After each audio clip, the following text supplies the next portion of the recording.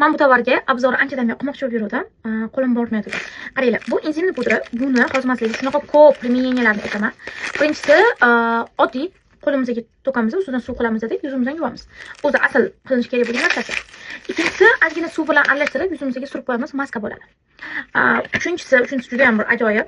Xuddi mana shu insulin pudrani mana bunaqa penkasi ham bor-da. Ikkalasini aralashtirib ishlatsanglar, yuzinglarni yana ham yumshoqroq va tozalaydi. To'rtinchisi, agar sizlarda yopiq poralar bo'lsa, tuklar chiqolmay qiynalib qolgan poralar bo'lsa, ana o'shanda ham insulin pudra yordam beradi. Yelkalarda yoki bo'lmasam yuzlarda bo'ladi, o'shalarni tozalashga yordam beradi. Xo'p, yana bitta buni foydasi, yuzingizga surganingizda komedonlarni yo'qotadi. Eng asosiysi, men har doim qiladigan narsa bu.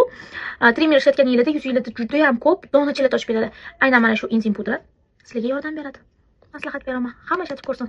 Semeniki olganingiz yaxshi, chunki qapqog'i juda ham udobniy и effektivnosti juda ham zo'r. Chunki men bunaqa penkasini ham ishlatdim и mana bunaqa insulin maskasini ham ishlatdim. Ko'rasizlarmi?